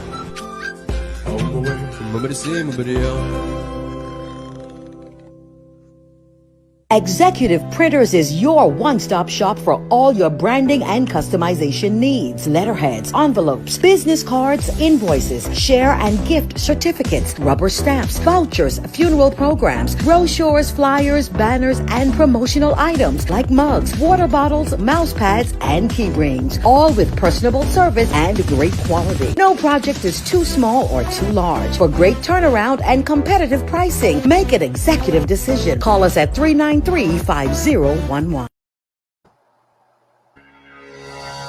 And welcome back to GPS Global Paradigm Shift. We are coming to you live on Facebook and YouTube. We're not airing on radio here in New Providence due to technical issues. Some bad weather this morning here in New Providence brought some lightning with it, and apparently our transmitter has been hit by lightning, so we're off air on radio here, but we are being heard by our Grand Bahama audience. So welcome to you guys. Also streaming live on Facebook on the official Global 99.5 FM Facebook page and the official Michelle Malcolm page. You can also catch us on our YouTube channels. We're not on Cable Bahamas 974 today due to the technical challenges we're facing, but you can download the Global 99.5 FM app and listen to us there. 3260271, 3260271, 3260272, 3260272 are the numbers to call, and the WhatsApp line for calls or messages is 801-0271, 801-0271. My guest today is Alan Johnson.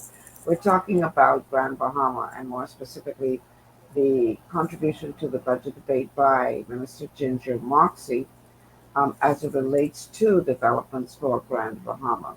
Now, in a press release that was written based on what she said in the House of Assembly, I want to read this for you, C. Allen, and then get your feedback. We are reminding Bahamians throughout the Bahamas and the diaspora that Grand Bahama awaits you. The opportunities are there for those who are innovative. Grand Bahama is in good hands with this Davis Cooper administration. We have done much to be proud of, but there is still so much more to do.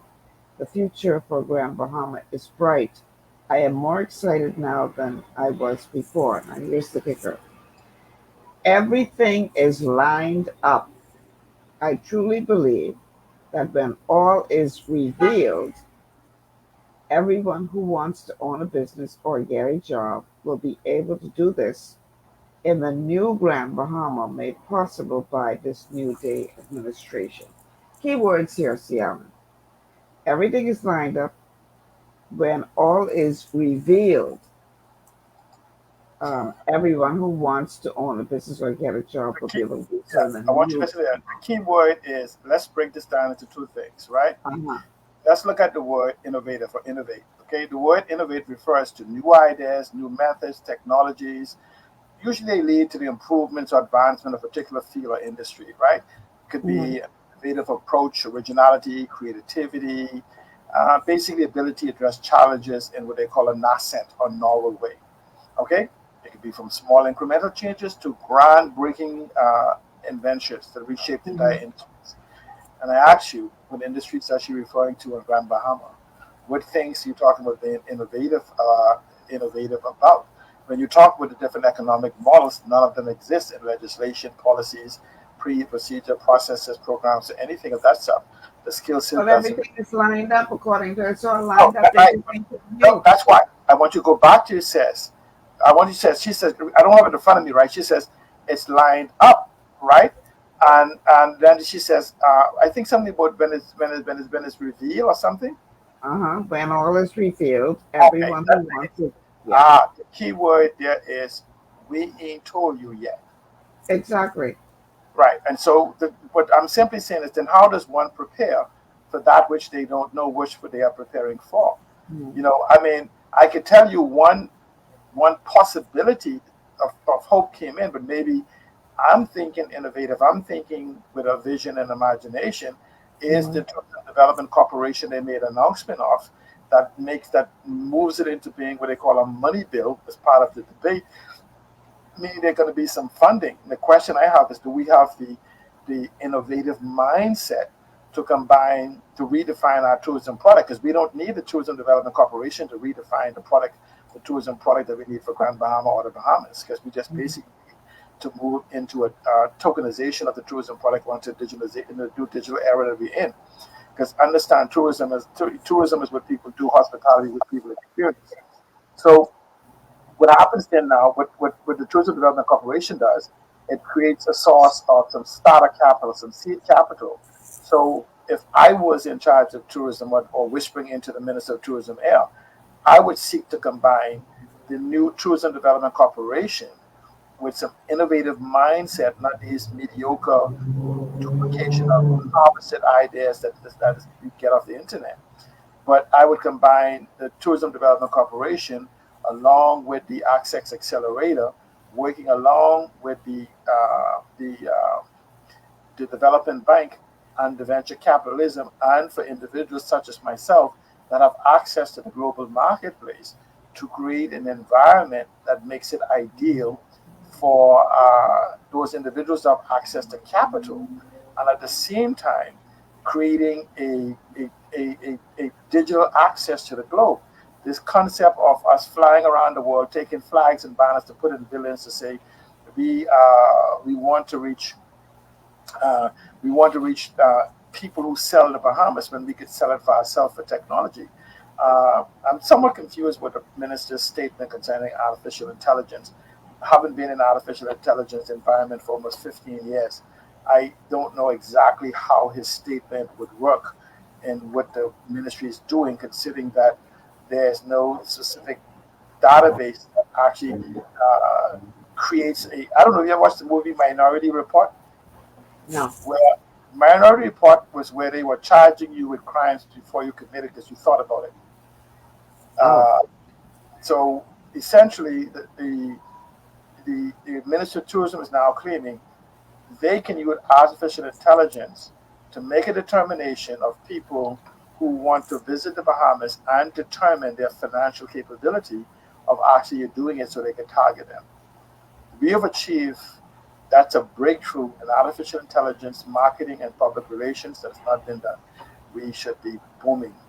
I'm simply saying this. I can't even conceive with 47 years of technology experience and understanding how artificial intelligence works, and the fact that we are still in the grunt stage of AI development and the utilizing of databases.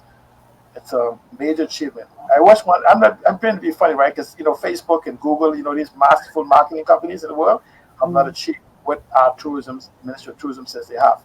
If we have done that, we have revolutionized the tourism and hospitality, the marketing and the customer experience management platforms of the world.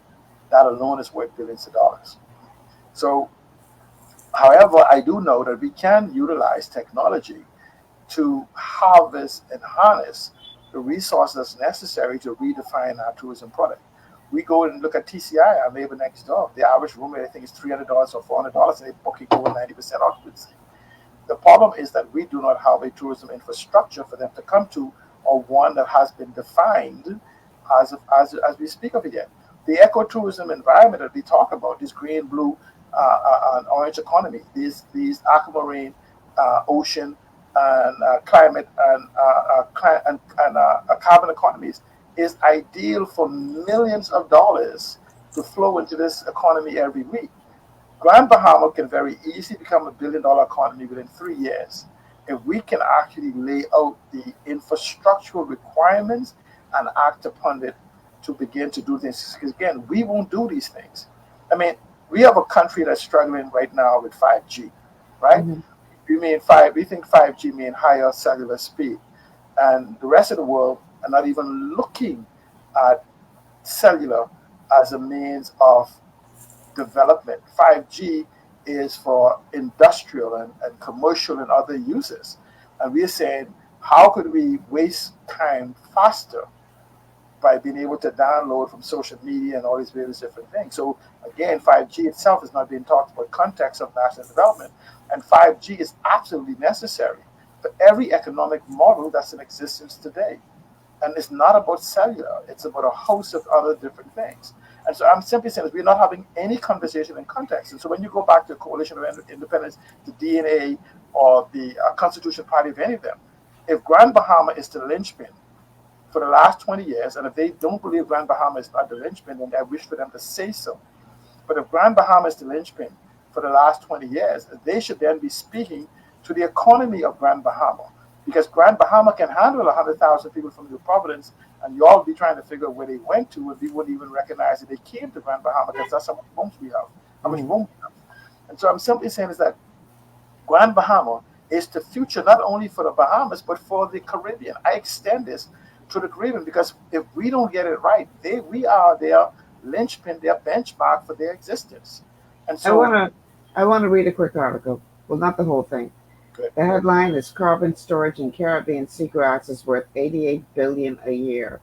A new study led by the University of Michigan shows that Caribbean seagrasses provide several ecosystem services worth $255 billion with a B dollars a year, including $88 billion in carbon storage. The research team is the first to put a dollar value on the various services that Caribbean seagrass provide, including fish nurseries, storm protection, and huge carbon storage capabilities. A marine ecologist and the senior author of the study, Jacob Algier, highlighted the potential of seagrass carbon capture and storage for the blue carbon market, saying, because seagrass ecosystems are both highly important for carbon storage and sequestration and are highly degraded globally, they represent an important burgeoning market for blue carbon. I know that you have been a proponent of this for quite some time. What role do you see Grand Bahama playing in this? Primary. The Grand Bahama, other than Andros, would be the second major player in this. Grand Bahama would actually run a tight competitive with Cuba and other countries that has the land and water mass surrounding them. And so conservatively, as Grand Bahama being the headquarters, because I would not send a bunch of people to my garden to defecate and urinate, and I call that an Abaco, and that's what I call Andros. And I hear people talk about developing Andros. If you have millions of gallons of oil that's been brought into New Providence, and cooking oil and gas oil and Komodo oil and transmission fluid and and radiator fluid and everything. Nobody can tell you where any of this has ever been exported. That means it's done where? It's somewhere there in the ground. So why would you then say you want to move people to one of the most pristine areas in the world, the third most valuable real estate in the world for the barrier reefs, to have people duplicate what they've been doing on New Providence and other islands in the most pristine place on earth? So Grand Bahama is pre-prepared from an infrastructural part-wise, I should say Freeport is, that Grand Bahama, to actually accommodate these different things. And if we need sewer systems and other things, we could very easily put it in place. We have the land mass and everything else that is there. So what happens then is that this is why I say we need to have a real conversation at the role Freeport and Grand Bahama plays going forward in the growth of our economy. And so the question then becomes, okay, what are we going to do? I say, let's have a conversation on Grand Bahama and let the PLP, FNM coalition and other people who claim they know what to do, let's have a conversation with someone like me that only knows a fraction of what to do. And let's see how you stand up since you're going to be leading us. So you think that a town hall meeting type of format would be a good one to discuss something like this? It's absolutely necessary, and having a conversation with at least a principal within the Grand Bahama Port Authority, Mr. Rupert Hayward, said he is open to begin this type of conversation. I am hoping that I could reach out if I could ever get a return call from the minister for Grand Bahama. I'm beginning to think maybe she's the minister from Grand Bahama. Let's have a conversation. There's nothing to be fair. You are my servant. I would thought that you would want to understand what your boss wants you to do. But this is what scares me about the government becoming a major player in this Hawksbill Creek environment that we're in right now. So I'm hoping that maybe this weekend, I think the debate winds up on Monday, that I also have an audience with the Her Majesty official opposition. And he says that he is more than willing to, when he's on Grand Bahama, or he said he's willing to fly to Grand Bahama to sit down and have a conversation with me versus having one on the phone. I'm looking forward to that particular time. I afforded him the opportunity. I know he has to be in the House of Parliament for the debate, but I would like to have a conversation with those that lead us and those that seek to lead us, because about 90% of the things that I've said would happen as a futurist is beginning to happen. And we have just made in our preparation for them. We have to take a break. Final break of the show. On the other side of the break, we're going to wrap this up by looking at a final piece of what Ginger Moxie had to say with regard to the budget on Grand Bahama. Stay with us. This is GPS. We'll be back after these words from our sponsors.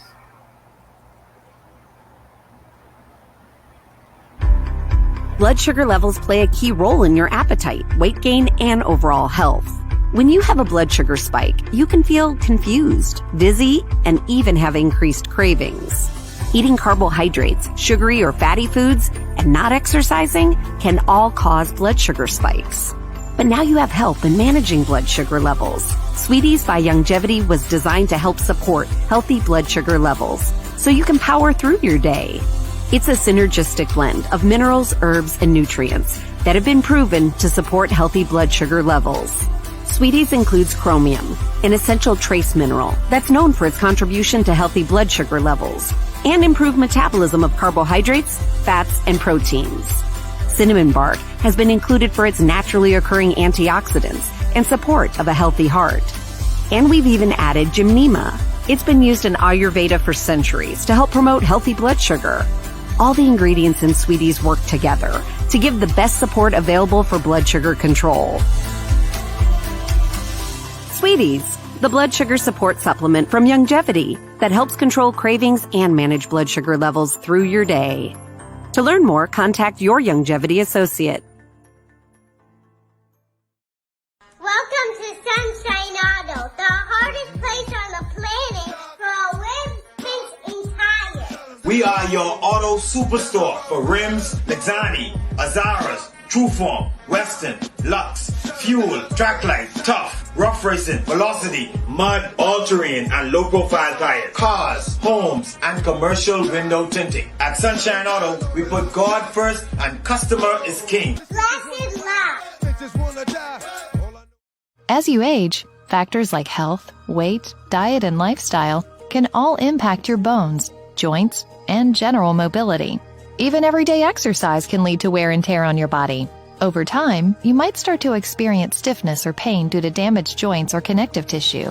Ultimate Glucogel by Youngevity was created to help you limit the effects of wear on your joints. It delivers a daily dose of collagen-rich gelatin your body needs for joint elasticity and maintenance. Ultimate Glucogel contains a 1-to-1 ratio of gelatin and glucosamine sulfate, which is a key building block of your bone matrix, cartilage, ligaments, tendons, and connective tissue. Gelatin's unique blend of amino acids not only help with muscle and joint health, but also has been shown to provide additional benefits for the brain, skin, and hair. Ultimate Glucogel. Natural, optimal daily support for joint health. To learn more, contact your Youngevity associate.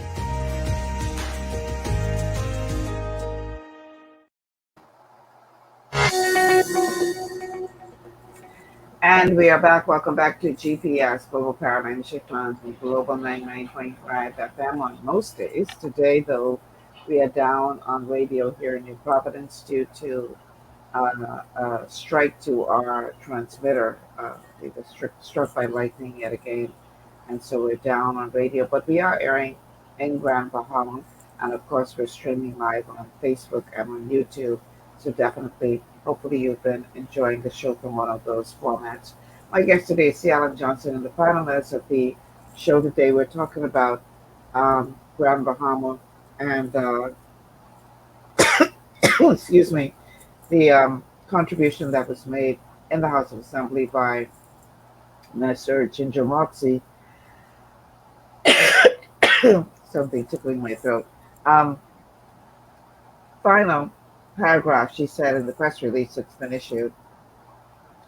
The reality is Grand Bahama is bouncing back. It is rebounding. We are fixing legacy issues. It is the ideal place for growth and to raise a family. The opportunities on the horizon are vast. It is very encouraging. Are you encouraged, Cialan? No. More so by what you have heard her say or by what you see as the potential that you know Grand Bahama has? I'm encouraged by what I know. I am discouraged because others don't know what I know. I don't have access to, beyond your platform and other platforms. I can't reach the masses that the government of the Bahamas have. And I would challenge the government of the Bahamas, the FNM, Coalition of Independence, the BCP and others, to bring to me their supposedly skeletal structure. Oh, let me include the Grand Bahama Port Authority in that also. To bring their structure and skeletal, and I will make the time to sit on a daily basis and break it down to the Bahamian people for their inclusion, because I want nothing else than the inclusion of Bahamians into the growth and the development of the Bahamian economy. I've been, and they call me an extreme, nationalist. Other nationalists believe in saving the Bahamas. I believe in not only, I'm what they said, an activist of the Melchizedek order. I believe in not only saving the Bahamas, but going and taking back what they took from us already. And so there's no one, I think, has the ability to understand information and data better than myself. Very few in the Bahamas can challenge me in that respect. And I call it self-promotion. It's called confidence. And I say, if you have the information and we can share it with the Bahamian people, let's have a conversation on how we could get it into their hands so they can make the decision and make the necessary preparations. But let's stop telling people, prepare ye, but do not tell them what to prepare for.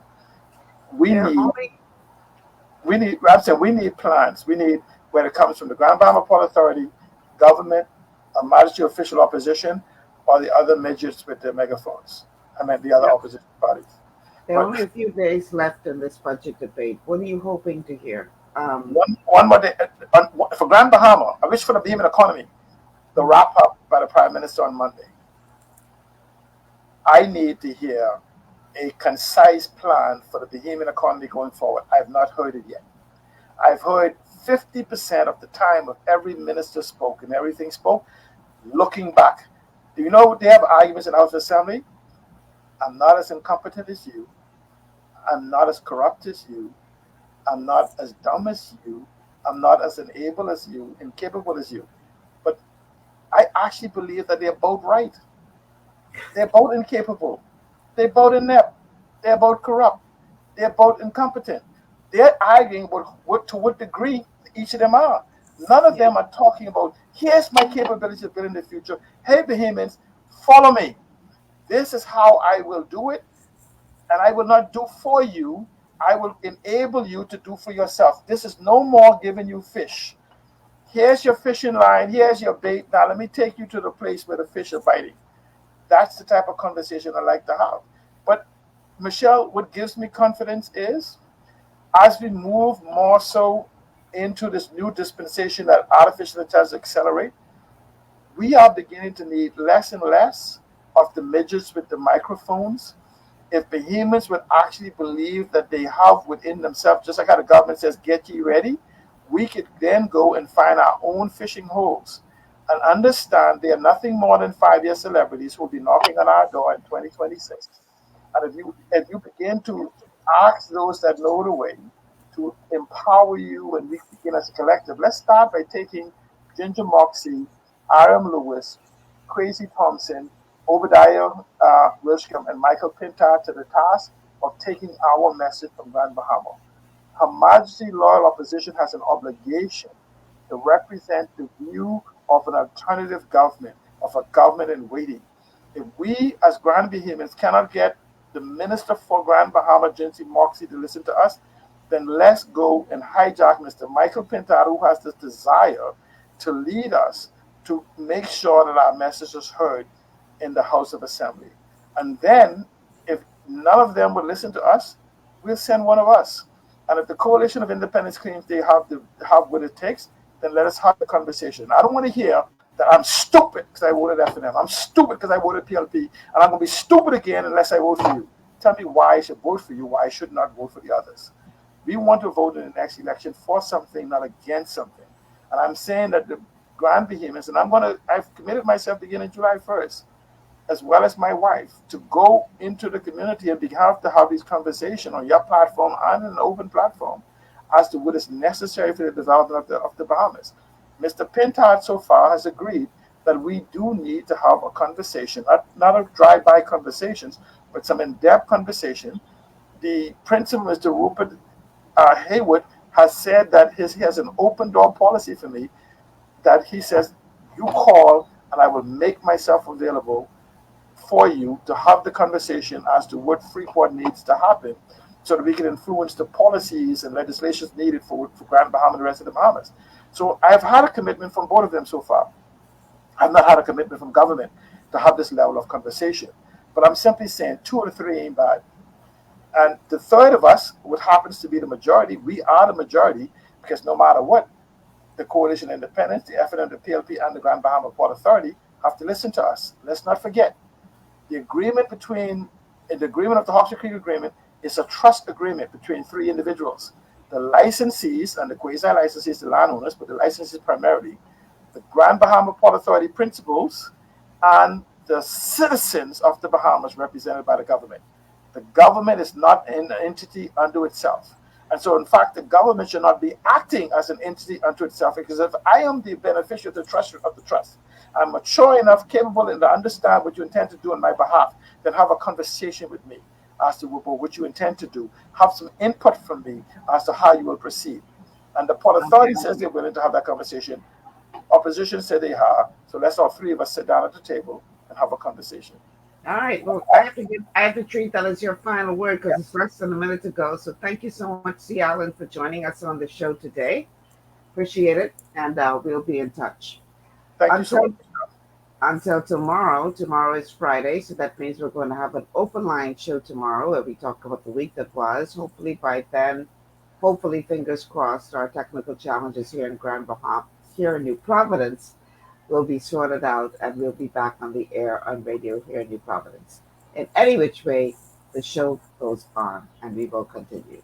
Until tomorrow, I'm Michelle Malcolm. Thank you so much for tuning in, everybody, and have a wonderful afternoon.